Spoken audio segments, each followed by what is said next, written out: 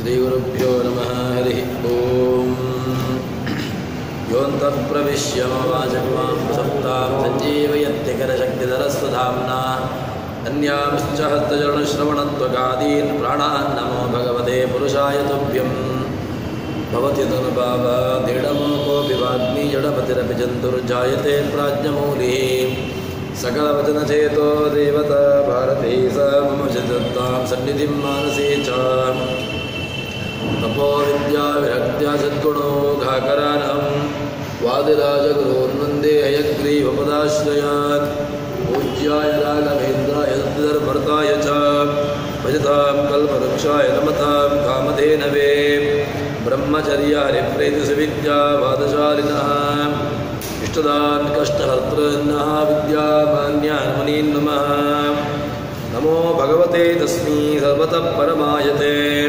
सर्वप्राणिहृदिस्थाय वामनाय नमो नमः श्रीगुरुभ्यो नमः ನಚಿಕೇತ ಯಮನ ಬಳಿಯಲ್ಲಿ ಪ್ರಶ್ನೆಯನ್ನು ಮಾಡ್ತಾ ಇದ್ದಾನೆ. ತನಗೆ ಭಗವಂತನ ಬಗ್ಗೆ ತಿಳ್ಕೊಳ್ಬೇಕು, ತಾನು ಆ ಮುಕ್ತ ನಿಯಾಮಕನಾಗಿರತಕ್ಕಂತಹ ಭಗವಂತ ಅವನ ಸ್ವರೂಪವನ್ನು ತಾನು ತಿಳಿದುಕೊಳ್ಳಬೇಕು ಅಂತ ಹೇಳಿಕೊಂಡು ಹೇಳ್ತಾ ಇದ್ದಾನೆ. ಅವನ ಆ ಯಮ ತೋರಿಸಿರತಕ್ಕಂತಹ ಬೇರೆ ಬೇರೆ ರೀತಿಯಾಗಿರತಕ್ಕಂತಹ ಏನೆಲ್ಲ ಆಸೆಗಳಿದೆ ಅದೆಲ್ಲವನ್ನೂ ಕೂಡ ಆ ನಚಿಕೇತ ಅದನ್ನು ಯಾವುದಕ್ಕೂ ಕೂಡ ಲೆಕ್ಕಿಸದೆ ನನಗೆ ಆ ಮುಕ್ತ ನಿಯಾಮಕನಾಗಿರತಕ್ಕಂತಹ ಭಗವಂತನ ಸ್ವರೂಪವನ್ನು ತಿಳ್ಕೊಳ್ಬೇಕು ಅಂತ ಹೇಳ್ತಾನೆ.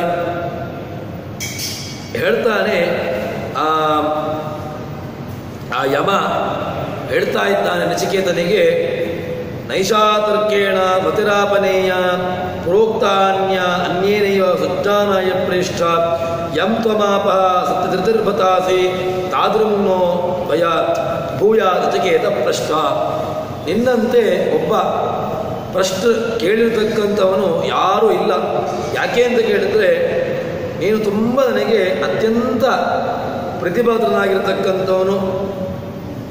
ನೈಷಾತರ್ಕೇಣ ನೀನು ಈ ಸಂಪಾದಿಸಿದ ಏನು ಆ ಭಗವಂತನ ತತ್ವಜ್ಞಾನವನ್ನು ನೀನು ತಿಳಿದುಕೊಂಡಿದ್ದೀಯಾ, ಆದರೆ ಅದು ಯಾವ ರೀತಿಯಾಗಿ ನೈಷಾತರ್ಕೇಣ ತರ್ಕದ ಮೂಲಕವಾಗಿ ನಾನು ಭಗವಂತನನ್ನು ತಿಳ್ಕೊಳ್ತೇನೆ, ಇಲ್ಲ, ಸಾಧ್ಯವೇ ಇಲ್ಲ. ಯಾಕೆ? ಭಗವಂತ ತರ್ಕಕ್ಕೆ ನಿಲುಕ್ತಾನ ಅಂತ ಕೇಳಿದ್ರೆ ನಾನು ಭಗವಂತನಿದ್ದಾನೆ ಭಗವಂತನಿಲ್ಲ ಅಂತ ಹೇಳಿದ ತಕ್ಷಣ ತರ್ಕಕ್ಕೆ ಭಗವಂತನನ್ನು ಹೇಳಲಿಕ್ಕೆ ಬರೋದಿಲ್ಲ.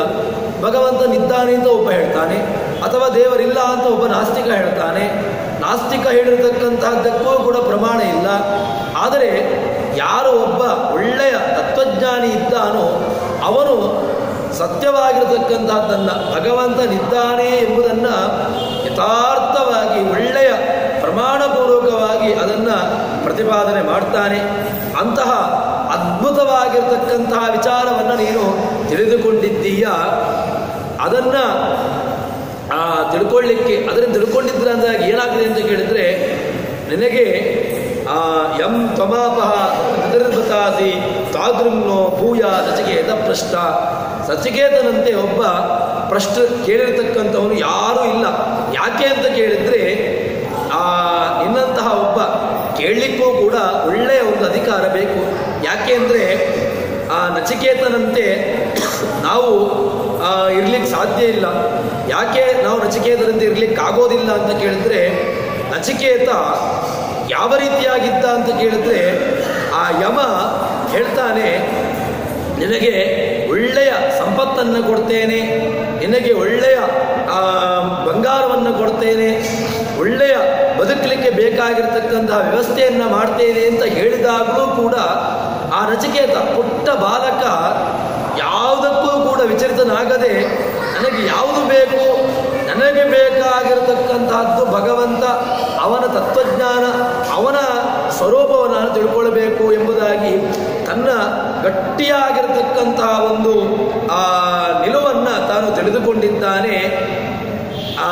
ಯಾಕೆ ಯಾಕೆ ಅಂತ ಕೇಳಿದರೆ ಅವನು ಯಾಕೋಸ್ಕರ ಯಮನ ಹತ್ರ ಹೋಗಿ ಕೇಳಿದ ನಚಿಕೇತ? ಬೇರೆ ಯಾರನ್ನಾದರೂ ಕೇಳ್ಬೋದಿತ್ತು.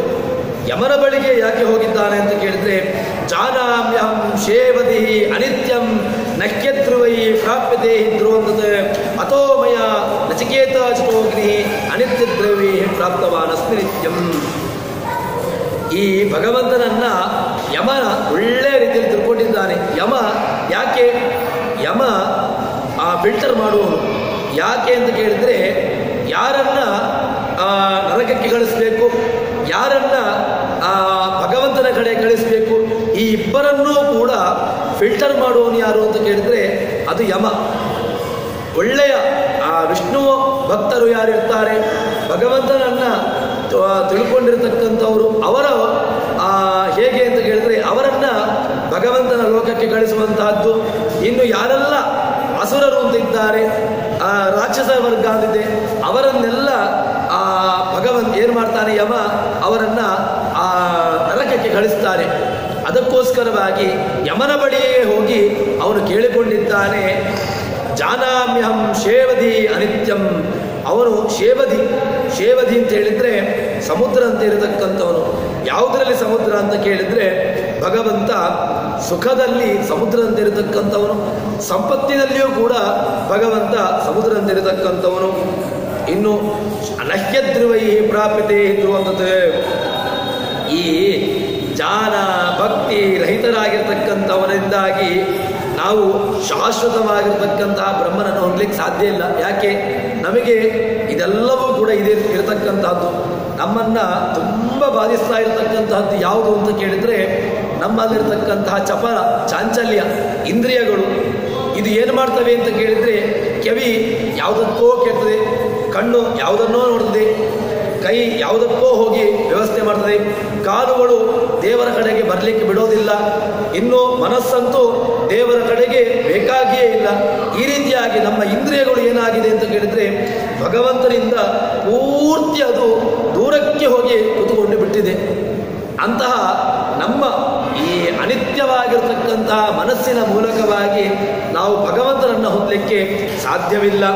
ಅದಕ್ಕೋಸ್ಕರ ಏನು ಮಾಡ್ತಾನೆ ಅಂತ ಕೇಳಿದರೆ, ನೀನು ಒಳ್ಳೆಯ ಮನಸ್ಸುಳ್ಳವನು, ನಿನ್ನನ್ನು ಹೋಗಿ ನಾನು ಕೇಳಿದರೆ ನನಗೆ ನಿತ್ಯನಾಗಿರ್ತಕ್ಕಂತಹ ಭಗವಂತನನ್ನು ಹೊಂದಲಿಕ್ಕೆ ಸಾಧ್ಯ ಉಂಟು ಎಂಬುದಾಗಿ ಆ ನಚಿಕೇತ ಪುಟ್ಟ ಬಾಲಕ ಹೋಗಿ ಯಮನ ಬಳಿಯಲ್ಲಿ ಕೇಳ್ತಾ ಇದ್ದಾನೆ. ಯಮ ಹೇಳ್ತಾನೆ, ಆ ನಚಿಕೇತನಿಗೆ ಒಳ್ಳೆಯ ಮಾತನ್ನು ಹೇಳ್ತಾನೆ. ಆ ಪುಟ್ಟ ಮಗು, ನಚಿಕೇತ ಅಂತ ಹೇಳಿದರೆ ಒಂದು 5-6 ವರ್ಷದ ಬಾಲಕ ಮಗು, ಯಮನ ಬಳಿಗೆ ಹೋಗಿ ತಾನು ತಂದೆ ಕೊಟ್ಟಿರತಕ್ಕಂತಹ ಶಾಪ, ಸಾಯಿ ಅಂತ ಹೇಳಿರ್ತಕ್ಕಂತಹದ್ದು, ಸಾಯಿ ಅಂತ ಹೇಳಿರ್ತಕ್ಕಂತಹ ತಂದೆಯ ಶಾಪವನ್ನು ತಾನು ಸ್ವೀಕಾರ ಮಾಡಿಕೊಂಡು ನೇರವಾಗಿ ಆ ಯಮನ ಲೋಕಕ್ಕೆ ಹೋಗಿದ್ದಾನೆ. ಯಮನ ಲೋಕದಲ್ಲಿ ನಿಂತುಕೊಂಡು ಭಗವಂತನ ಬಗ್ಗೆ ಹೇಳು ಅಂತ ಹೇಳಿಕೊಂಡು ಅವನ ಹತ್ರ ಪ್ರಶ್ನೆಯನ್ನು ಮಾಡ್ತಾ ಇದ್ದಾನೆ. ಯಮ ಆ ನಚಿಕೇತನಿಗೆ ಹೇಳ್ತಾನೆ, ಕಾಮಸ್ಯಾಪ್ತಿಂ ಜಗತ ಪ್ರತಿಷ್ಠಾ ಕೃತೋ ರಾನಂತ್ಯಂ ಅಭಯಸ್ಯ ದ್ವಾರಂ ಸ್ತೋಮಂ ಅಹತ್ ಉರುಗಾಯಂ ಪ್ರತಿಷ್ಠಾ ದೃಷ್ಟ್ಯ ಧೃತ್ಯ ನಚಿಕೇತೋ ಅತ್ಯಸ್ರಾಕ್ಷಿ. ಅವನು ಹೇಳ್ತಾನೆ ಯಮನಿಗೆ, ಯಮ ಹೇಳ್ತಾ ಇದ್ದಾನೆ, ನಚಿಕೇತ ನೀನು ಎಂಥವನು ಕೇಳಿದರೆ, ನಚಿಕೇತ ಕಾಮಸ್ಯಾಪ್ತಿಂ ಜಗತ ಪ್ರತಿಷ್ಠಾ, ಭಗವಂತ ಯಾರು, ನಮಗೆ ಭಗವಂತ ಯಾರು ಅಂತ ಗೊತ್ತಿಲ್ಲ.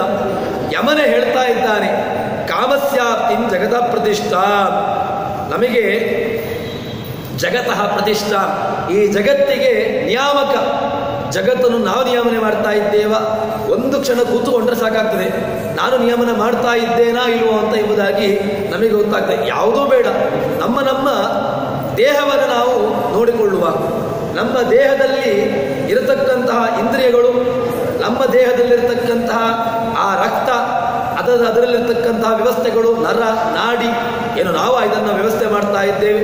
ಒಂದು ಸಣ್ಣ ನರ ಅದೇನಾದರೂ ಕೂಡ ತನ್ನ ಆ ವ್ಯವಸ್ಥೆಯನ್ನು ತಪ್ಪಿಸಿಬಿಟ್ಟದು ಅಂತ ಹೇಳಿದರೆ ನಮ್ಮ ಆ ಸ್ಥಿತಿ ಅದು ಸರಿ ಇರುವುದಿಲ್ಲ. ತಲೆಯಲ್ಲಿರ್ತಕ್ಕಂತಹ ನರ ಯಾವುದೋ ಒಂದು ವ್ಯತ್ಯಾಸವಾಗಿ ಅದು ತನ್ನ ಕಾರ್ಯವನ್ನು ನಿಲ್ಲಿಸಿತು ಅಂತ ಹೇಳಿದರೆ ನಮಗೆ ಏನು ಮಾಡಬೇಕು ಅಂತ ಗೊತ್ತಾಗೋದಿಲ್ಲ. ಇದೆಲ್ಲ ಒಬ್ಬ ಮಾಡ್ತಾ ಇದ್ದಾನಲ್ವ ಅದು ಯಾರು ಅಂತ ಕೇಳಿದ್ರೆ ಅದಕ್ಕೆ ಹೇಳ್ತಾನೆ, ಅದಕ್ಕೆ ಕೊಟ್ಟಿರತಕ್ಕಂತಹ ಉತ್ತರ ಯಾವ ವಿಜ್ಞಾನಿಗಳು ಕೂಡ ಈ ಒಂದು ಉತ್ತರವನ್ನು ಕೊಡ್ಲಿಕ್ಕೆ ಸಾಧ್ಯ ಇಲ್ಲ. ಅವರು ಕೂಡ ಏನು ಹೇಳ್ತಾರೆ, ಯಾವುದೋ ಒಂದು ಶಕ್ತಿ, ಅದು ಯಾವುದೋ ಒಂದು ಶಕ್ತಿ ಈ ಎಲ್ಲವನ್ನು ಮಾಡ್ತಾ ಉಂಟು. ದೇಹದಲ್ಲಿ, ಹೃದಯದಲ್ಲಿ ಆ ಹೃದಯ ಪಂಪಾಗ್ತಾ ಉಂಟು, ಒಳಗಿರತಕ್ಕಂತಹ ರಕ್ತ ಸಂಚಾರವಾಗ್ತಾ ಉಂಟು. ಯಾಕೆ ಸಂಚಾರವಾಗ್ತಾ ಉಂಟು? ಸಂಚಾರವಾಗಬಾರ್ದು, ತನ್ನ ಬಾಡಿಗೆ ನಾನು ಇರ್ಬೋದಿತ್ತಲ್ವ, ಅದು ಗಟ್ಟಿಯಾಗಿ ತನ್ನ ಬಾಡಿಗೆ ಇದ್ದು ಬಿಟ್ರೆ ರಕ್ತ ಹೆಪ್ಪುಗಟ್ಟಿ ಬಿಡ್ಲಿ. ಯಾಕೆ ರಕ್ತ ಸಂಚಾರವಾಗಬೇಕು? ರಕ್ತ ಸಂಚಾರವಾಗುವುದೇ ಬೇಡ, ಅದು ಹೆಪ್ಪುಗಟ್ಟಿ ಬಿಡ್ಲಿ? ಇಲ್ಲ, ಸಾಧ್ಯ ಇಲ್ಲ. ರಕ್ತ ಹೆಪ್ಪುಗಟ್ಟಿದ್ರೆ ತನ್ನ ಏನು ಜೀವದಲ್ಲಿ ವ್ಯವಸ್ಥೆ ಇರುವುದಿಲ್ಲ. ಸರಿ, ಅದು ಬೇಡ. ಹಾಗಿದ್ರೆ ನಾವು ತಿಂದಿರತಕ್ಕಂತಹ ಆಹಾರ ಅದು ಹಾಗೇ ಇರಲಿ. ಯಾಕೆ ಅದು ಪಚನವಾಗಬೇಕು? ಯಾಕೆ ಅದು ಜೀರ್ಣವಾಗಬೇಕು? ಅದು ಕೂಡ ಹಾಗೇ ಇರಲಿ.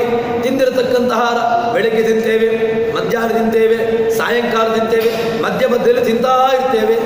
ಯಾಕದು ಎಲ್ಲ ಒಳಗಿರತಕ್ಕಂಥ ಆಹಾರಗಳು ಯಾಕೆ ಪಚನವಾಗಬೇಕು? ಯಾಕೆ ಅದು ಎಲ್ಲವೂ ಕೂಡ ಜೀರ್ಣವಾಗಬೇಕು? ಹಾಗೆ ಇದ್ದು ಬಿಟ್ಟು ಅಲ್ವಾ? ಇಲ್ಲ, ಎಲ್ಲದಕ್ಕೂ ಕೂಡ ಒಂದು ವ್ಯವಸ್ಥಿತವಾಗಿರತಕ್ಕಂತಹ ಒಂದು ಆ ಒಳಗೆ ಏನೋ ಒಂದು ವ್ಯವಸ್ಥೆ ಉಂಟು.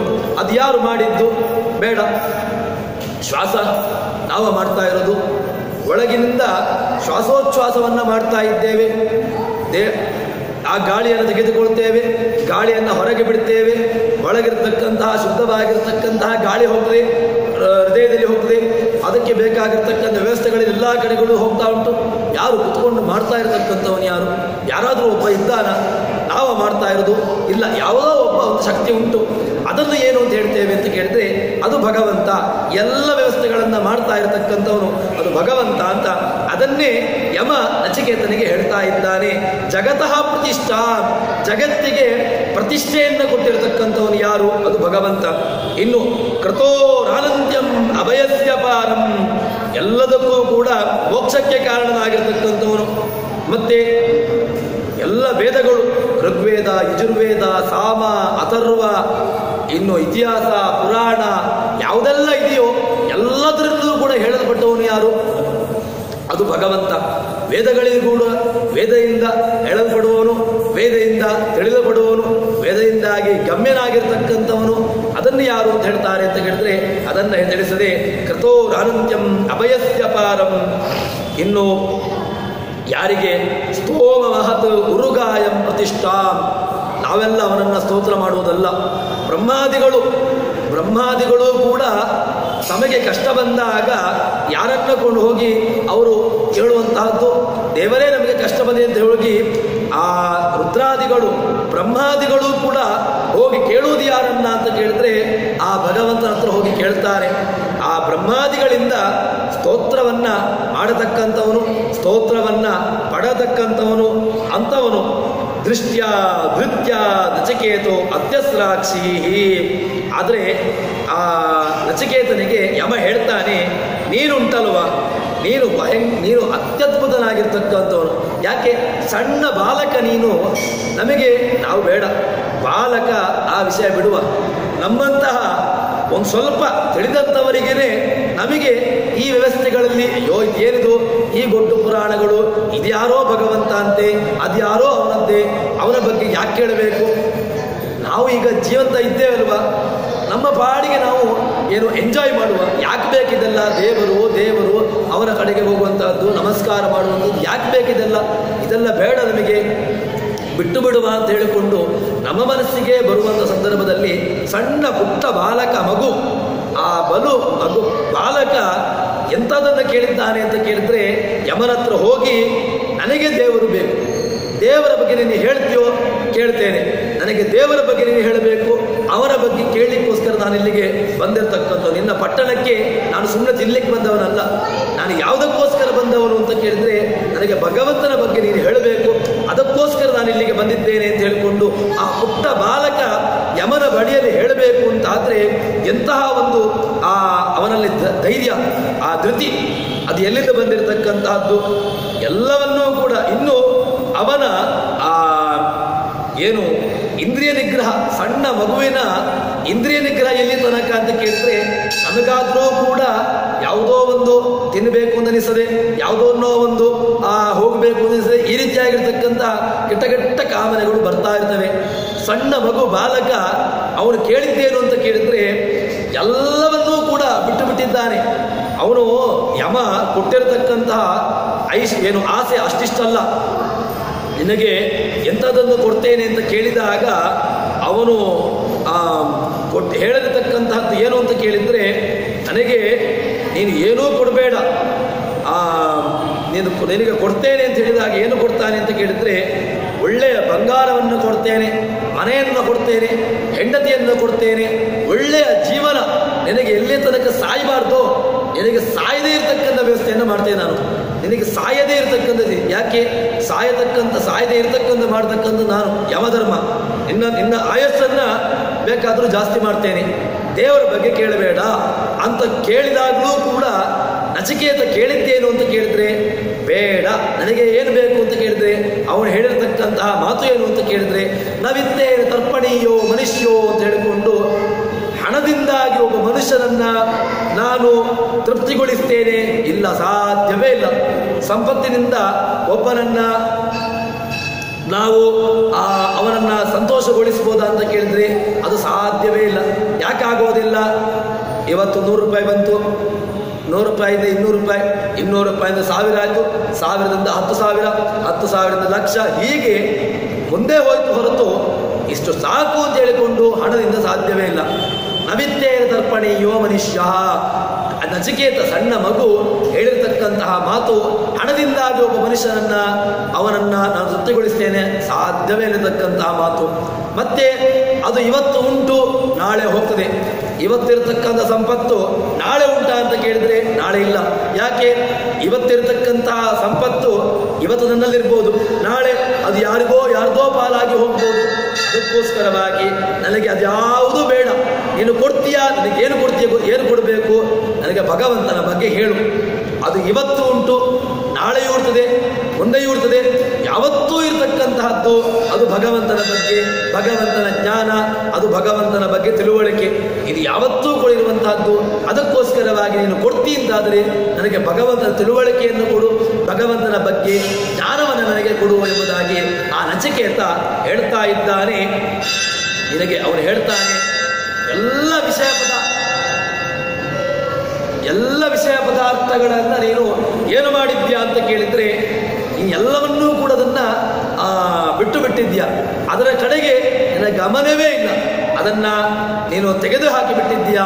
ಅದಕ್ಕೋಸ್ಕರವಾಗಿ ನೀನು ನಿಶ್ಚಯವಾಗಿಯೂ ಕೂಡ ನೀನು ಅತ್ಯಂತ ಒಳ್ಳೆಯ ಮನಸ್ಸಲ್ಲಿರ್ತಕ್ಕಂತಹ ದಾರಿಡಿತ ಉಳ್ಳವನು ಎಂದೆಂಬುದಾಗಿ ಯಮ ಒಂದು ಸಣ್ಣ ಬಾಲಕನನ್ನ ಪ್ರಶಂಸನೆ ಮಾಡಬೇಕು ಅಂತ ಹೇಳಿದ್ರೆ ನಚಿಕೇತನ ಆ ದೃಢತೆ ಅದು ಎಲ್ಲಿಯ ತನಕದ್ದು ಎಂಬುದಾಗಿ ನಮಗೆ ಅದು ತಿಳುವಳಿಕೆ ಬರುವಂತಹದ್ದು. ಹೀಗೆ ಆ ಭಗವಂತನ ಬಗ್ಗೆ ಹೇಳ್ತಾ ಇದ್ದಾನೆ. ಹೀಗೆ ಹೇಳಿದ ನಂತರ ಆ ಯಮ ಹೇಳ್ತಾನಂತೆ, ಎಲ್ಲಿದ್ದಾನೆ ಭಗವಂತ ಅಂತ ಕೇಳಿದ್ರೆ ನಚ ಮೃತ್ವಾ ಯಮಂ ಪ್ರಾಪ್ತಸ್ಯ ನಚಿಕೇತೋ ಮೃತೋಸ್ತಿ ನವೇತ ಸಂಶಯೋಚ್ಯತೆ. ಭಗವಂತನನ್ನ ನಾವು ಈ ದೇಹವನ್ನು ಬಿಟ್ಟ ತಕ್ಷಣ ನಾವು ದೇವರ ಹತ್ರ ಹೋಗ್ತೇವೆ? ಸಾಧ್ಯವೇ ಇಲ್ಲ. ದೇಹವನ್ನು ಬಿಟ್ಟ ತಕ್ಷಣ ದೇವರ ಹತ್ರ ಹೋಗಲಿಕ್ಕೆ ದೇವರೇನು ನಾವು ಹೇಳಿದಂತೆ ಇರತಕ್ಕಂಥವನಲ್ಲ.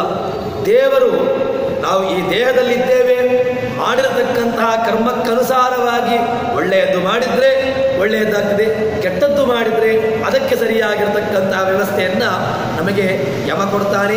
ಯಮ ಯಾರಿಂದ ಕೊಡ್ತಾನೆ ಅಂತ ಕೇಳಿದರೆ ಅದು ಯಮ ತಾನೇ ಕೊಡುವುದಲ್ಲ, ಭಗವಂತನ ಆಜ್ಞೆಯ ಅನುಸಾರವಾಗಿ ಯಮ ಕೊಡುವಂತಹದ್ದು ಎಂಬುದಾಗಿ ಅದನ್ನು ಹೇಳ್ತಾರೆ.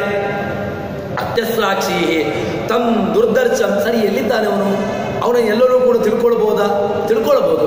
ಹೇಗಿದ್ದಾನೆ ಅಂತ ಕೇಳಿದ್ರೆ ಅದಕ್ಕೆ ಹೇಳ್ತಾನೆ, ತಮ್ ದುರ್ದರ್ಶಂ ಗೂಢಂ ಅನುಪ್ರವಿಷ್ಟಂ ಗುಹಾಯಿತಂ ಗಹ್ವರೇಷ್ಟಂ ಪುರಾಣಂ ಅಧ್ಯಾತ್ಮಯೋಗಾದಿ ಗಮೇನ ದೇವಂ ಮತ್ವಾ ಧೀರೋ ಹರ್ಷಶೋಕೌ ಜಹಾತಿ.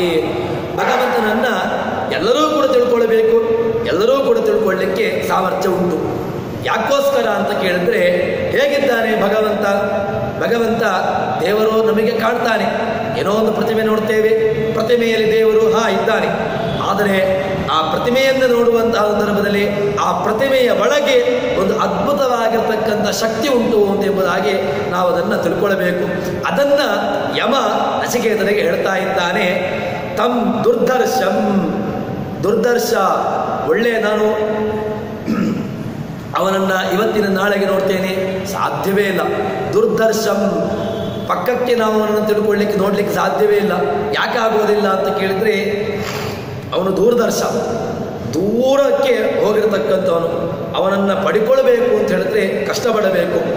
ಕಷ್ಟಪಟ್ಟುಕೊಂಡದ್ದು ಹೇಗೆ ಅಂತ ಕೇಳಿದ್ರೆ, ನಾವು ಸ್ವಲ್ಪ ಪುರಾಣಗಳನ್ನು ನೋಡಿದಾಗ, ಆ ಋಷಿಮುನಿ ಋಷ್ಯಾದಿಗಳನ್ನು ನೋಡಿದಾಗ ನಮಗೆ ಅರ್ಥವಾಗ್ತದೆ. ಅಥವಾ ರಾಕ್ಷಸರನ್ನೇ ನಾವು ದೃಷ್ಟಾಂತವಾಗಿ ಇಟ್ಟುಕೊಳ್ಳುವ.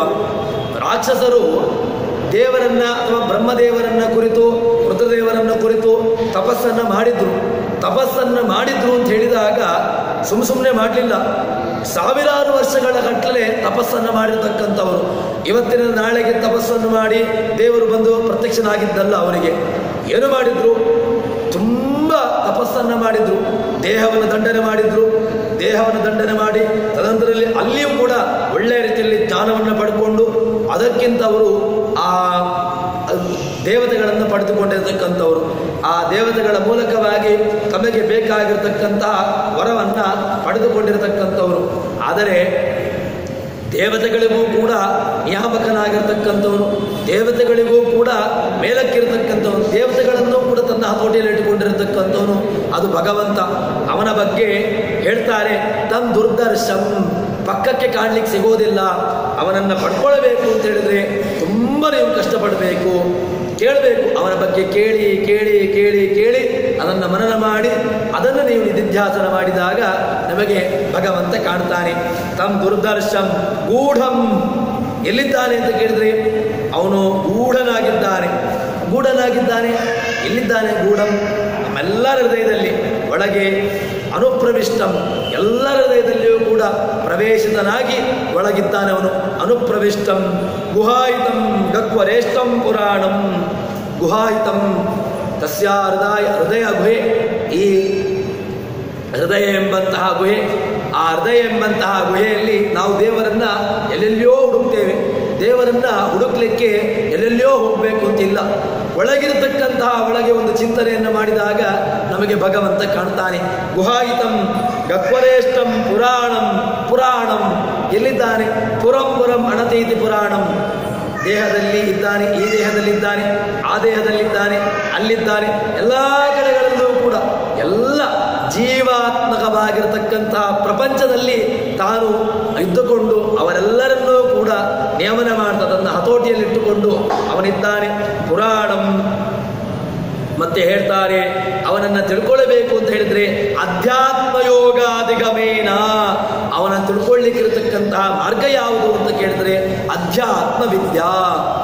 ಯಾವುದೋ ಒಂದು ಲೌಕಿಕ ವಿದ್ಯೆ, ಯಾವುದೋ ಒಂದು ಹೊರಗಿನ ನಾವು ಬಾಹ್ಯವಾಗಿರ್ತಕ್ಕಂತಹ ವಿದ್ಯೆಯನ್ನು ಪಡೆದುಕೊಂಡಿವಿ. ನಮಗೆ ದೇವರು ಕಾಣಲಿಲ್ಲ, ನಾನು ಡಾಕ್ಟರ್ ಆಗಿದ್ದೇನೆ, ಹೃದಯವನ್ನು ಸೀಳ್ತೇನೆ, ನನಗೆ ದೇವರು ಕಾಣಲಿಲ್ಲ, ನನ್ನ ವೃತ್ತಿ ಯಾವುದು ಅಂತ ಕೇಳಿದ್ರೆ ನಾನು ವೈದ್ಯಾಧಿಕಾರಿ, ನನಗೆ ನೀವು ಏನು ಹೇಳಿದ್ರಿ? ಹೃದಯದಲ್ಲಿದ್ದಾನೆ ಅಂತ ಹೇಳಿದ್ರಿ. ಹೃದಯದಲ್ಲಿದ್ದಾನೆ ಅಂತ ಹೇಳಿದಾಗ ನಾನು ಹೃದಯವನ್ನು ಸೀಳ್ತೇನೆ, ಆ ಹೃದಯದಲ್ಲಿ ಪಂಪ್ ಆಗತಕ್ಕಂತಹ ಏನು ಎಲ್ಲ ವ್ಯವಸ್ಥೆಗಳುಂಟು ಅದನ್ನು ನೋಡ್ತೇನೆ, ನನಗೆ ಅಲ್ಲಿ ದೇವರು ಕಾಣಲೇ ಇಲ್ಲ, ನನಗೆ ಅಲ್ಲಿರ್ತಕ್ಕಂತಹ ಖಾಲಿ ಏನೋ ಒಂದು ರಕ್ತ ಕಂಡಿತು. ನಿಮಗೆ ಹೊರಗೆ ಕಂಡಿರ್ತಕ್ಕಂಥ ರಕ್ತ ಮಾತ್ರ. ಆ ಹೃದಯದಲ್ಲಿದ್ದಾನೆ ಅಂತ ಶಬ್ದಕ್ಕೆ ಏನರ್ಥ? ಹೃದಯದಲ್ಲಿದ್ದಾನೆ ಅಂತ ಹೇಳಿದ್ರೆ ಹೃದಯದಲ್ಲಿ ಒಂದು ಜೀವ ಉಂಟ, ಆ ಜೀವನಲ್ಲಿ ನಿಯಾಮಕನಾಗಿ ಎಲ್ಲರನ್ನೂ ಕೂಡ ನಿಯಮನ ಮಾಡತಕ್ಕಂಥವನು ಅದು ಯಾರು ಅಂತ ಕೇಳಿದ್ರೆ ಅದು ಭಗವಂತ. ನಮಗೆ ಹೃದಯದಲ್ಲಿದ್ದಾನೆ ಅಂತ ಹೇಳಿದ ತಕ್ಷಣ ನಾವು ಹೃದಯವನ್ನು ಭೇದ ಮಾಡಿ ಒಳಗೆ ನೋಡಿದ ತಕ್ಷಣ ದೇವರು ಕಾಣಲಿಕ್ಕೆ ಅವನೇನು ನಾವು ಹೇಳಿದಂತೆ ಇರತಕ್ಕಂಥವನಲ್ಲ. ಅದಕ್ಕೋಸ್ಕರವಾಗಿ ಅವನು ಅಧ್ಯಾತ್ಮ ಯೋಗಾಧಿಗಮೇನ, ಅವನನ್ನು ಪಡ್ಕೊಳ್ಳಿಕ್ಕೆ ಏನು ಮಾಡಬೇಕು ಅಂತ ಕೇಳಿದ್ರೆ ಅಧ್ಯಾತ್ಮ ವಿದ್ಯೆ, ಭಗವಂತನನ್ನು ಪಡ್ಕೊಳ್ಳಿಕ್ಕೆ, ಭಗವಂತನನ್ನು ತಿಳ್ಕೊಳ್ಳಿಕ್ಕಿರತಕ್ಕಂತಹ ಮಾರ್ಗ ಯಾವುದು ಅಂತ ಕೇಳಿದ್ರೆ ಅಧ್ಯಾತ್ಮ ವಿದ್ಯೆ. ವೇದಗಳು, ಪುರಾಣಗಳು ಅಥವಾ ಇನ್ನಿತರ ಇತಿಹಾಸಗಳು, ಇದನ್ನು ನೀವು ಅಧ್ಯಯನ ಮಾಡಬೇಕು. ಅದರಲ್ಲಿ ಹೇಳಿರ್ತಕ್ಕಂತಹ ಮಾತುಗಳನ್ನು, ಅಲ್ಲಿರ್ತಕ್ಕಂತಹ ನಿಯಮವನ್ನು ಕೇಳಿಕೊಂಡಾಗ ನಮಗೆ ಭಗವಂತ ನಮಗೆ ಕಾಣ್ತಾನೆ. ಅಧ್ಯಾತ್ಮ ಯೋಗಾಧಿಗಮೇನ ದೇವಂ ಮತ್ವ ಅವನ ಸಿಗೋದಿಲ್ಲ ಅಂತ ಏನು ಕಷ್ಟ ಇಲ್ಲ, ಸಿಕ್ಕೇ ಸಿಗ್ತಾನೆ. ಆದರೆ ಅದಕ್ಕೆ ಬೇಕಾಗಿರತಕ್ಕಂತಹ ಕಷ್ಟವನ್ನು, ಅದಕ್ಕೆ ಬೇಕಾಗಿರತಕ್ಕಂತಹ ಪ್ರಾಮಾಣಿಕ ಪ್ರಯತ್ನವನ್ನು ಮಾಡಿದಾಗ ಭಗವಂತ ನಿಶ್ಚಯವಾಗಿಯೂ ಕೂಡ ಸಿಗ್ತಾನೆ. ಮತ್ವ ಧೀರು ಹರ್ಷಶೋಕೌ ಜಹಾತಿ. ಸರಿ, ದೇವರನ್ನು ತಿಳ್ಕೊಂಡಿದ್ರಿಂದಾಗ ಏನಾಯಿತು? ಹರ್ಷಶೋಕೌ ಜಹಾತಿ. ಖುಷಿಯೂ ಇಲ್ಲ, ಕಷ್ಟವೂ ಇಲ್ಲ, ಎರಡನ್ನೂ ಕೂಡ ದೂರ ಮಾಡಿಬಿಡ್ತಾನಂತೆ. ನಮಗೆ ಖುಷಿಯೂ ಇಲ್ಲ, ದುಃಖವೂ ಇಲ್ಲ ಅಂತ ಹೇಳಿದ್ರೆ ನಮಗೆ ಇದೇ ಆಗ್ಬೋದು, ಸಂಸಾರವೇ ಆಗ್ಬೋದು. ಯಾಕೋಸ್ಕರ ಅಂತ ಕೇಳಿದ್ರೆ, ಇಲ್ಲಿ ಕಡೆಯ ಪಕ್ಷ ನೀವೀಗ ದೇವರನ್ನು ತಿಳಿದುಕೊಂಡಾಗ ಏನಾಯಿತು ಅಂತ ಕೇಳಿದ್ರಿ, ನಿಮಗೆ ಸುಖವೂ ಇಲ್ಲ, ಕಷ್ಟವೂ ಇಲ್ಲ ಅಂತ ಹೇಳಿಬಿಟ್ರಿ. ಸುಖವೂ ಇಲ್ಲ, ಕಷ್ಟವೂ ಇಲ್ಲ ದೇವರನ್ನು ತಿಳ್ಕೊಂಡ ಮೇಲೆ ಅಂತ ಹೇಳಿದ್ರೆ ಅದಕ್ಕಿಂತ ಇದೇ ಆಗ್ಬೋದು. ಯಾಕೆ? ಇಲ್ಲಿ ಕಡೆಯ ಪಕ್ಷ ಸ್ವಲ್ಪ ಆದರೂ ಸುಖ ಆದರೂ ಉಂಟು. ಒಂದೇನೋ ಒಂದು ಸುಖ ಅಂತ ಆಗ್ತದೆ. ನಮ್ಮ ಪರಿವಾರ, ನನ್ನ ಹೆಂಡತಿ, ನನ್ನ ಮಕ್ಕಳು, ಮನೆ ಕಟ್ಟಿದ ನನ್ನ ಸಂಬಂಧಿಕರು ಇವರೆಲ್ಲರೂ ನನ್ನ ಜೊತೆಗಿದ್ದಾಗ, ಅವರೆಲ್ಲರೂ ಜೊತೆಗೆ ಸೇರಿದಾಗ ನನಗೆ ಕಡೆಯ ಪಕ್ಷ ಸುಖ ಆಯಿತು. ಯಾರೋ ನನ್ನನ್ನು ಬಿಟ್ಟು ಹೋದಾಗ ಕಡೆಯ ಪಕ್ಷ ದುಃಖ ಆದರೂ ಆಯಿತು. ನೀವೀಗ ಏನು ಹೇಳಿದ್ರಿ? ಹರ್ಷಶೋಕೋ ಜಹಾತಿ. ದೇವರನ್ನು ತಿಳಿದುಕೊಂಡ ಮೇಲೆ ಹರ್ಷವೂ ಇಲ್ಲ, ಶೋಕವೂ ಇಲ್ಲ ಅಂತ ಹೇಳಿದ್ರೆ ಅದೊಂದು ಬೇಕಾ? ಸುಮ್ಮನೆ ಅದು ಬೇಡವೇ ಬೇಡ ಅಂತ ಹೇಳಿದ್ರೆ ಆ ರೀತಿಯಾಗಿರ್ತಕ್ಕಂತಹ ಅರ್ಥವನ್ನು ಹೇಳಿದ್ದಲ್ಲ. ಹರ್ಷಶೋಕೋ ಜಹಾತಿ ಅಂತ ಹೇಳಿದ್ರೆ ಮತ್ತೆ ಪುನಃ ಈ ಜೀವನ, ಮತ್ತೆ ಪುನಃ ತಾಯಿಯ ಗರ್ಭ, ತಂದೆಯ ಮೂಲಕವಾಗಿ ತಾಯಿಯ ಗರ್ಭವನ್ನು ಪ್ರವೇಶ ಮಾಡುವುದು, ತಾಯಿಯ ಗರ್ಭವನ್ನು ಪ್ರವೇಶ ಮಾಡಿ ತಾಯಿಯ ಗರ್ಭದ ಮೂಲಕವಾಗಿ ಮತ್ತೆ ಪುನಃ ಈ ಜಗತ್ತಿಗೆ ಬರುವುದು, ಮತ್ತೆ ಪುನಃ ಜಗತ್ತಿಗೆ ಬಂದು ಮತ್ತೆ ಪುನಃ ಏನೋ ಒಂದು ಕರ್ಮವನ್ನು ಮಾಡುವಂತಹದ್ದು, ಮತ್ತೆ ಪುನಃ ಇಲ್ಲಿಂದ ಹೋಗುವಂತಹದ್ದು, ಮತ್ತೆ ಪುನಃ ಯಾವುದೋ ಒಂದು ಮೂಲಕವಾಗಿ ಕರ್ಮವನ್ನು ಅನುಸರಿಸಿಕೊಂಡು ಮತ್ತೆ ಪುನಃ ಜಗತ್ತಿಗೆ ಬರುವುದು. ಇದು ಏನಾಯಿತು ಅಂತ ಕೇಳಿದರೆ ಸೈಕಲ್ ಆಯಿತು. ಹುಟ್ಟೋದು ಸಾಯೋದು, ಹುಟ್ಟೋದು ಸಾಯೋದು, ಹುಟ್ಟೋದು ಸಾಯೋದು, ಇದರಲ್ಲಿ ನಾವು ಒದ್ದಾಡ್ತಾ ಇರ್ತೇವೆ. ಇದರಿಂದ ಮೀರಿ ನಾವು ಮುಂದಕ್ಕೆ ಹೋಗೋದಿಲ್ಲ.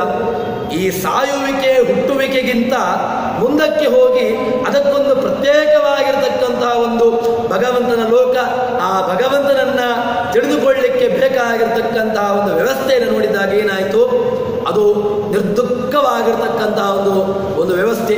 ಅದು ಎಲ್ಲಿ ಅಂತ ಕೇಳಿದ್ರೆ ಭಗವಂತನನ್ನು ಹೊಂದುತ್ತಾನೆ.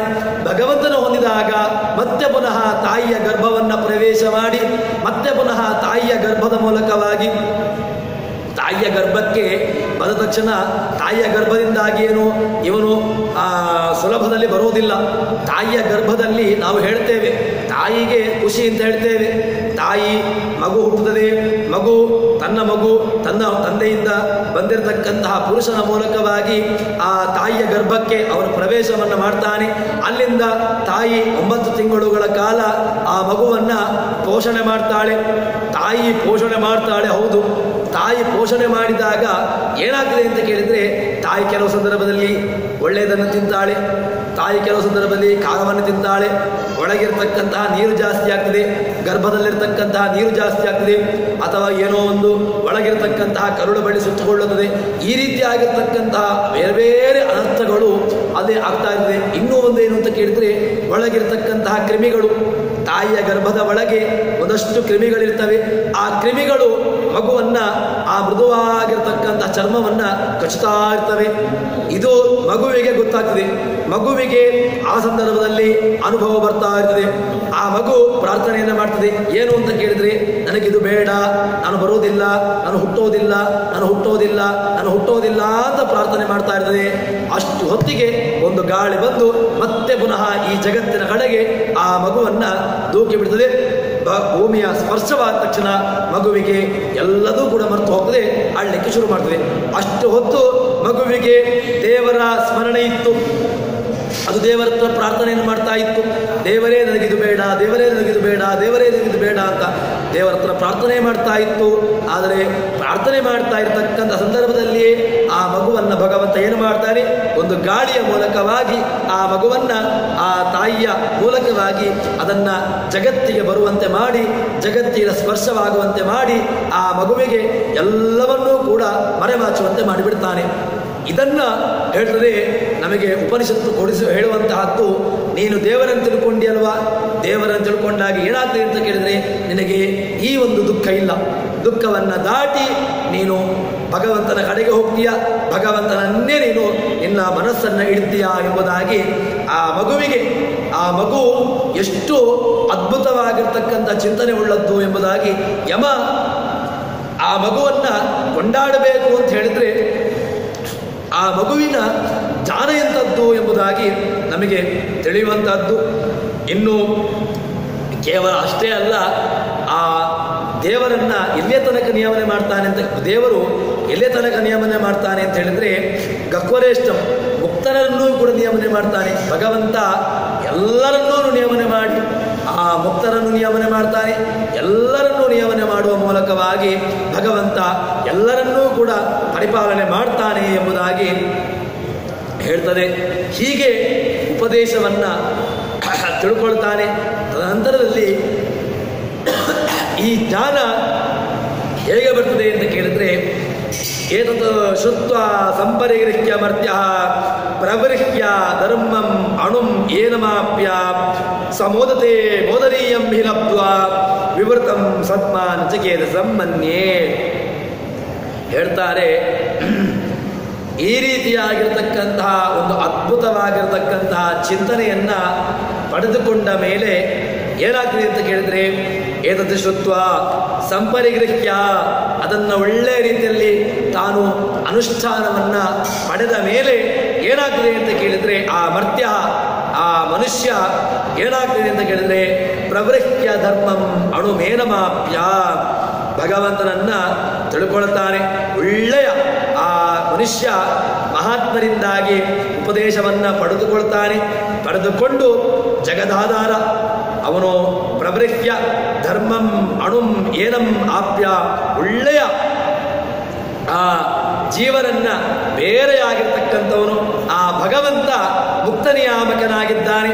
ಆ ಮುಕ್ತ ನಿಯಾಮಕನಾಗಿರ್ತಕ್ಕಂತಹ ಭಗವಂತ ಯಾರಿದ್ದಾನೆ ಅಂತ ಕೇಳಿದ್ರೆ, ಅವನನ್ನ ಒಳ್ಳೆ ರೀತಿಯಲ್ಲಿ ಉಪಾಸನೆ ಮಾಡಿದಾಗ ಏನಾಗ್ತದೆ ಅಂತ ಕೇಳಿದ್ರೆ, ಉಪಾಸನೆಯನ್ನು ಮಾಡಿದಾಗ ಅವನು ನೇರವಾಗಿ ಭಗವಂತನನ್ನು ಹೊಂದುತ್ತಾನೆ.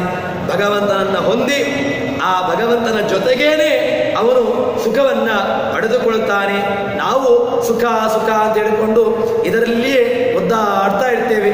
ನಮಗೆ ಈ ವಾಕ್ ಬಾಯಿಯಿಂದ ಸುಖ, ಪಾಣಿ ಪಾದ ಪಾಯು ಉಪಸ್ಥ, ಇನ್ನು ಶಬ್ದ ಸ್ಪರ್ಶ ರೂಪ ರಸ ಗಂಧ, ಇದಿಷ್ಟರಿಂದಲೇ ನಮಗೆ ಸುಖ ಅಂತ ಅನಿಸ್ಕೊಂಡಿರ್ತೇವೆ.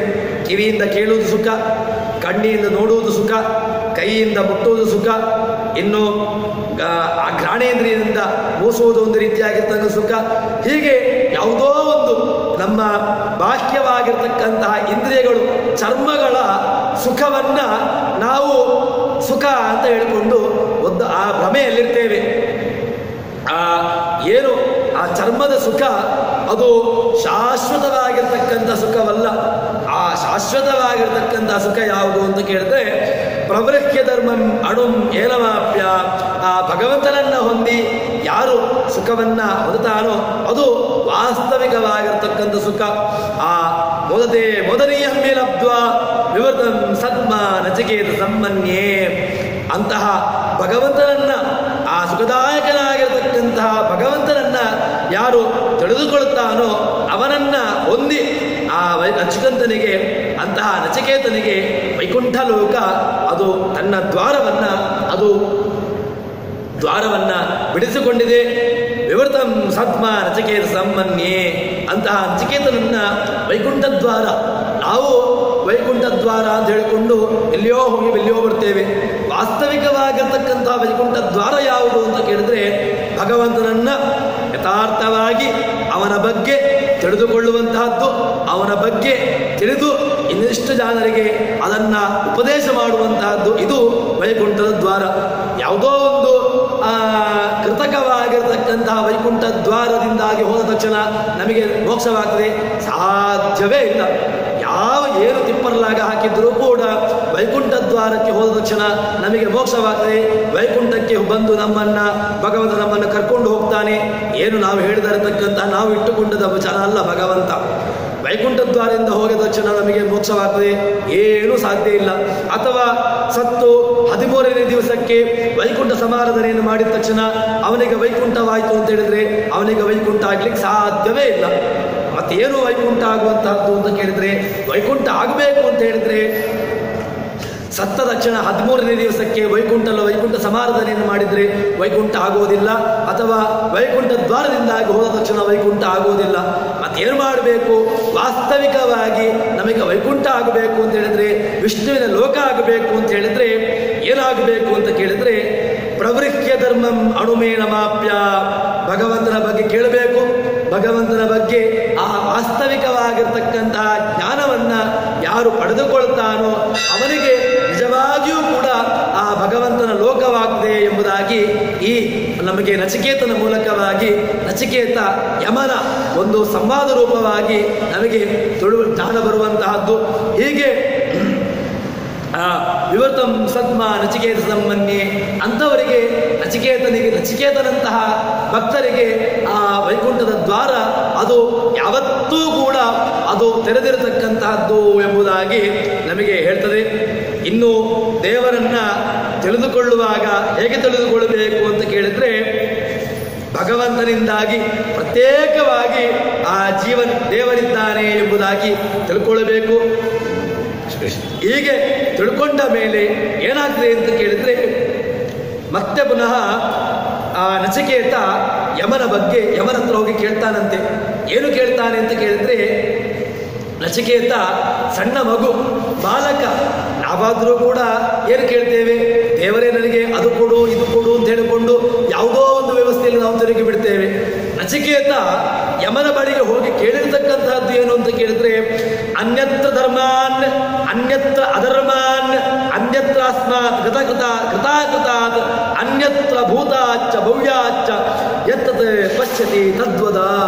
ಭಗವಂತನತ್ರ ಯಮನತ್ರ ಹೋಗಿ ನಚಿಕೇತ ಹೋಗಿ ಕೇಳಿದ್ದೇನು ಅಂತ ಕೇಳಿದ್ರೆ, ಅನ್ಯತ್ರ ಧರ್ಮಾನ್ ಭಗವಂತ ಯಮನತ್ರ ಹೋಗಿ ಕೇಳ್ತಾ ಇದ್ದಾನೆ.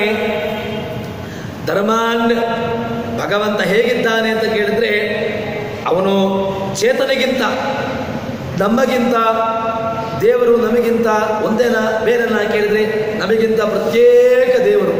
ನನ್ನಂತೆ ದೇವರಲ್ವೇ ಅಲ್ಲ. ಯಾಕೆ? ನನ್ನಂತೆ ದೇವರಾಗಿದ್ದರೆ ನನಗೆ ಸುಖವಾಗ್ತದೆ, ನನಗೆ ದುಃಖವಾಗ್ತದೆ.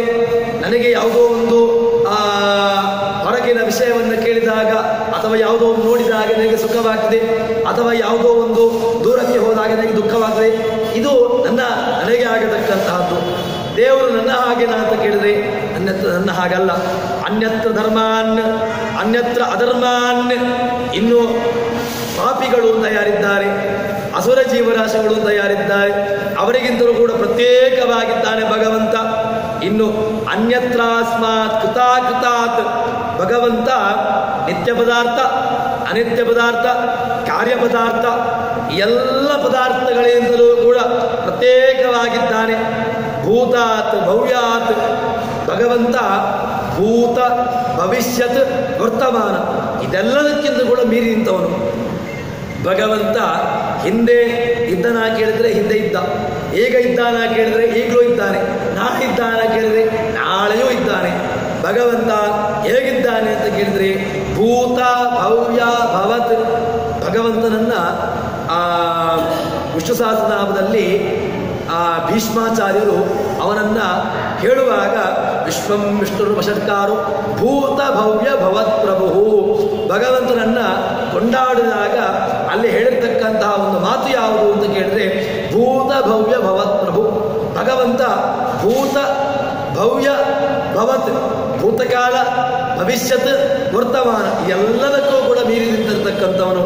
ಅಂತಹ ಆ ಭಗವಂತ ಯಾರಿದ್ದಾನೋ ಅವನನ್ನ, ಅಂತಹ ಭಗವಂತ ಸುಮ್ಮನಿದ್ದಾನ ಕೇಳಿದ್ರೆ ನಮ್ಮನ್ನು ನಿಯಮನೆ ಮಾಡ್ತಾನೆ. ಹೌದು, ಒಪ್ಪಿಕೊಳ್ಳುವ. ದೇವರು ಚೇತನರನ್ನ ಜೀವರಾಶಿಗಳನ್ನು ನಿಯಮನೆ ಮಾಡ್ತಾನೆ, ಆಯ್ತು ಒಪ್ಪಿಕೊಳ್ಳುವ. ಯಾಕೆ? ನಾನು ಎನಿಸಿಕೊಂಡಾಗೆ ಆಗೋದಿಲ್ಲ. ನಾವೇನೆನಿಸಿಕೊಳ್ತೇವೆ?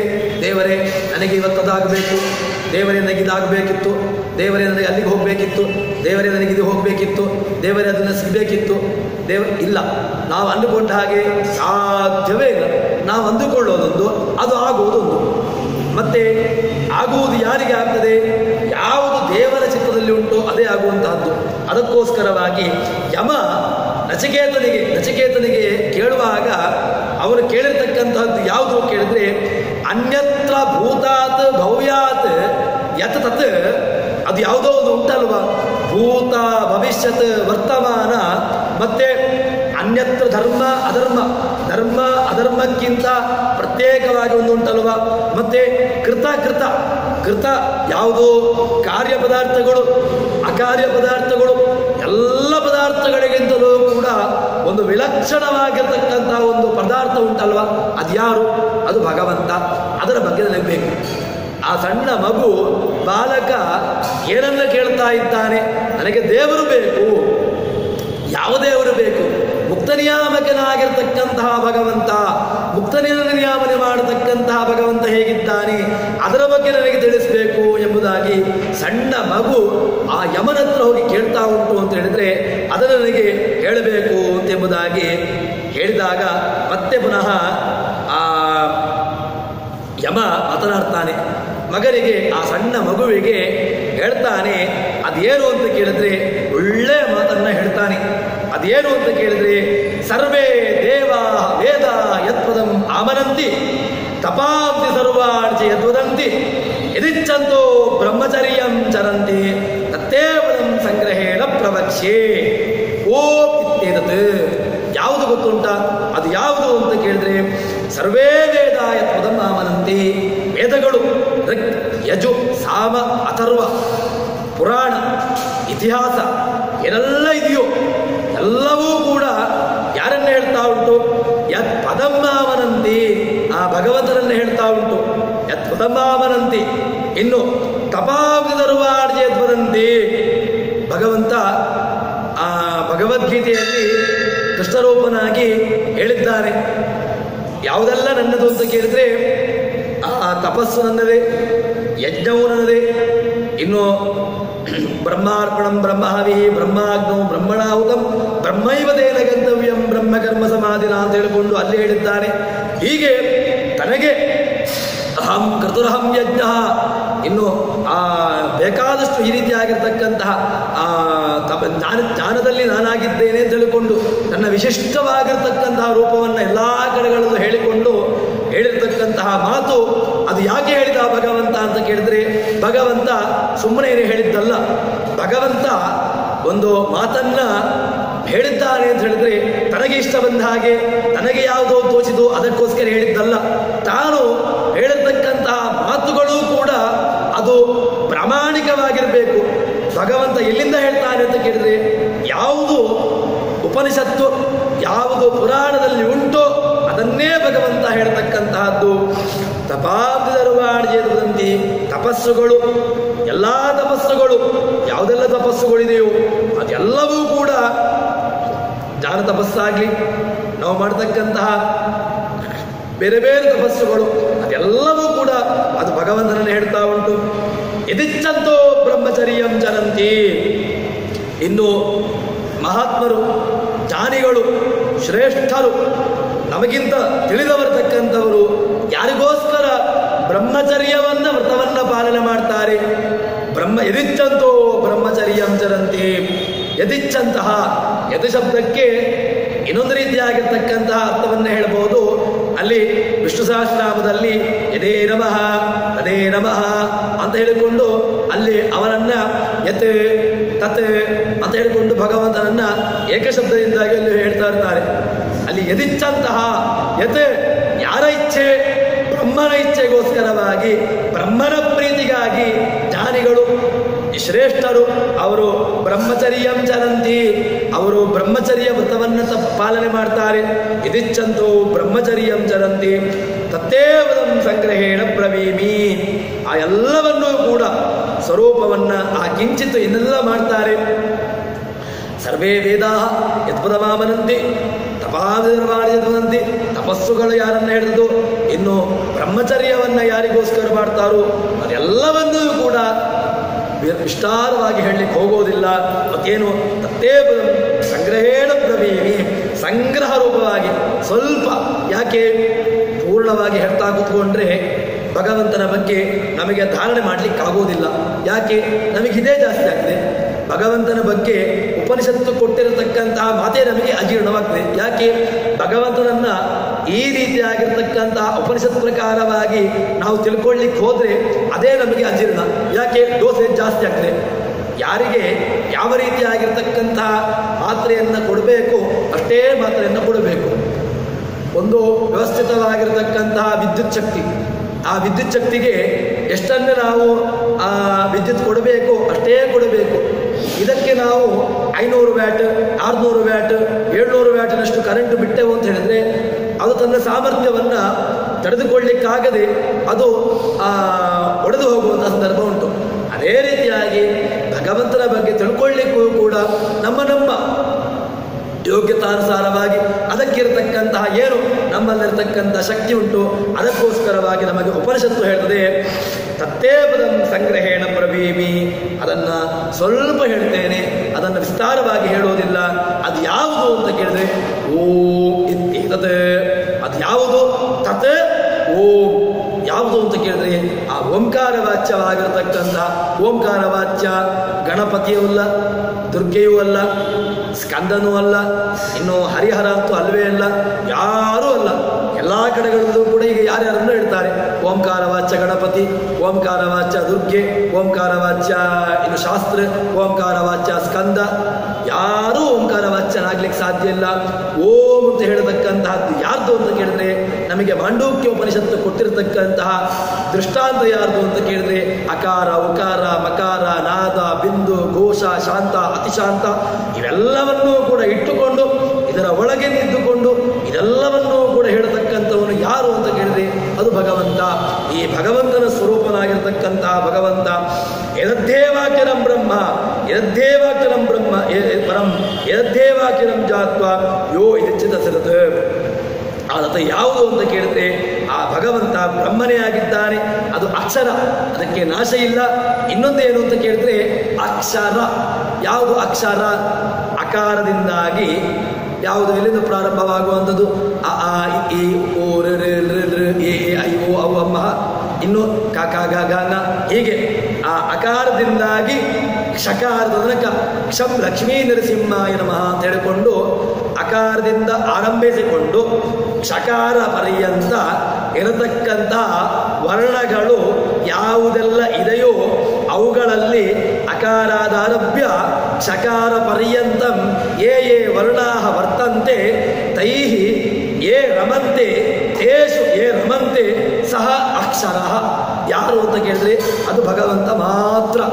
ಅಜ, ಆನಂದ, ಇಂದ್ರ, ಈಶ, ಉಗ್ರ, ಊರ್ಜ, ಇನ್ನು ಕಪಿಲ, ಕಪತಿ, ಗರುಡಾಸನ, ಘರ್ಮ ಹೀಗೆ ಪ್ರತ್ಯೇಕವಾಗಿರ್ತಕ್ಕಂತಹ ರೂಪಗಳು ಅಕಾರದಿಂದ ಹಿಡಿದುಕೊಂಡು ಕ್ಷಕಾರ ಪರ್ಯಂತ ಇರತಕ್ಕಂಥ ಎಲ್ಲ ವರ್ಣಗಳು ಕೂಡ ಯಾರನ್ನ ಪ್ರತಿಪಾದನೆ ಮಾಡಿದೆಯೋ ಆ ವರ್ಣವನ್ನ ಇಡತಕ್ಕಂತಹ ಭಗವಂತನನ್ನೇ ಎಲ್ಲ ಉಪನಿಷತ್ತುಗಳು ಕೂಡ ಅದೇ ನಿನಗೆ ಬೇಕಾಗಿರತಕ್ಕಂತಹದ್ದು ಎಂಬುದಾಗಿ ನಚಿಕೇತನಿಗೆ ಯಮ ಹೇಳ್ತಾ ಇದ್ದಾನೆ. ಯಮನಿಗೆ ಯಾಕೆ ಅಂತ ಕೇಳಿದ್ರೆ ನಚಿಕೇತ ಕೇಳ್ತಾ ಇರ್ತಕ್ಕಂತಹದ್ದು ಭಗವಂತನ ಬಗ್ಗೆ ಹೇಳು, ಭಗವಂತನ ಸ್ವರೂಪವನ್ನು ಹೇಳಬೇಕು ಅಂತ ಹೇಳಿದಾಗ ಯಮ ಆ ನಚಿಕೇತನಿಗೆ, ಆ ಸಣ್ಣ ಬಾಲಕನಿಗೆ ಉಪದೇಶವನ್ನ ಮಾಡ್ತಾ ಇದ್ದಾನೆ. ಇದು ನಿನಗೆ ಬೇಕಾಗಿರತಕ್ಕಂತಹದ್ದು, ಇದು ಭಗವಂತನ ಸ್ವರೂಪ ಎಂಬುದಾಗಿ ಅವನಿಗೆ ಉಪದೇಶವನ್ನ ಮಾಡ್ತಾನೆ. ಇನ್ನು ಮುಂದಿನ ಉಪದೇಶವನ್ನ ನಾಳೆ ಸೇರಿದಾಗ ನೋಡೋಣ ಅಂತ ಹೇಳುವಲ್ಲಿ ಹರಿಪ್ರಿಯತಾ ಶ್ರೀಕೃಷ್ಣಾರ್ಪಣಮಸ್ತು.